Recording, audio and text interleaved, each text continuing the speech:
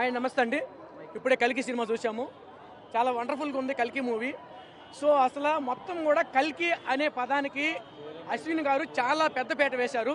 ఎందుకంటే దీంట్లో చాలా పెద్ద ఆర్టిస్టులు నటించారు. ఎందుకంటే తమిళ్లో మన కమల్ హాసన్ గారు ప్రతిష్ట చేశారు. సో టోటల్గా ఏంటంటే ఫిలిం మొత్తం కూడా స్టార్టింగ్ నుంచి కూడా బ్రహ్మానందం గారిని వాడిన విధానం కానీ, ఇక్కడ ముఖ్య పాత్ర వహించినటువంటి అమితాబ్ బచ్చన్ గారు కానీ చాలా వండర్ఫుల్గా చేశారు. ఇప్పుడు రాబోయే రోజుల్లో మన గాలిలో ఎగిరేటువంటి కార్లు వస్తాయని మనం ఇటీవల టీవీలో విన్నాము. గాలిలో ఎగిరే కార్లు వస్తాయని విన్నాము. దానికి తలపించినట్టు విధానంగానే మన బుజ్జి అనే వెహికల్ని తయారు చేయడం జరిగింది. సో దానికి విభిన్నంగానే అశ్విన్ గారు ఈ చిత్రాన్ని కూడగట్టి, అంటే మనకి యుగాలు ఉన్నాయి, దైవయుగం, త్రితాయుగం, త్రేతాయుగం, కలియుగం. సో ఈ నాలుగు యుగాలు ఉన్నాయి కదా. సో ఈ యుగాలన్నింటిని కూడా ఆ దృష్టిలో పెట్టుకొని మనం రామాయణం, భారతం, ఎటువంటి పురాణాల్లో ఎటువంటి సత్యం ఎటువంటి ఉంటారో అటువంటి నిపుణులు అందరూ కూడా, అంటే ఇప్పుడు ఇది 3 కాలాలు ఉన్నాయి. భవిష్యత్తు కాలం, మనకి రాబోయేటువంటి భవిష్యత్తు కాలం. సాఫ్ట్వేర్, నేను సాఫ్ట్వేర్ కాదు కదా, నేను సాఫ్ట్వేర్ని కాదు.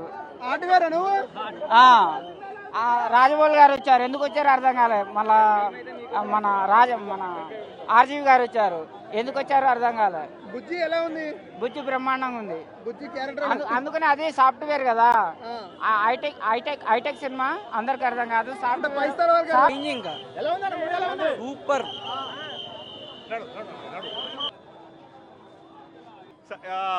మూవీ అయితే ఎక్సలెంట్. అసలు సీన్స్ అన్ని చింపేశారు. అమితాబ్ బచ్చన్ యాక్టింగ్ అయితే అతని ఏజ్ కి కాస్టింగ్ అయితే అసలు నెక్స్ట్ లెవెల్ కాస్టింగ్. ప్రతి క్యారెక్టర్ డెవలప్మెంట్ కానీ, క్యారెక్టర్ బిల్డింగ్ కానీ అసలు మ్యాడ్. నాగశ్విన్ హ్యాట్స్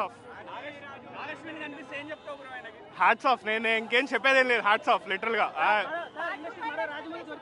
ఇండస్ట్రీకి రాజమౌళి దొరికాడో లేదో తెలియదు కానీ ఒక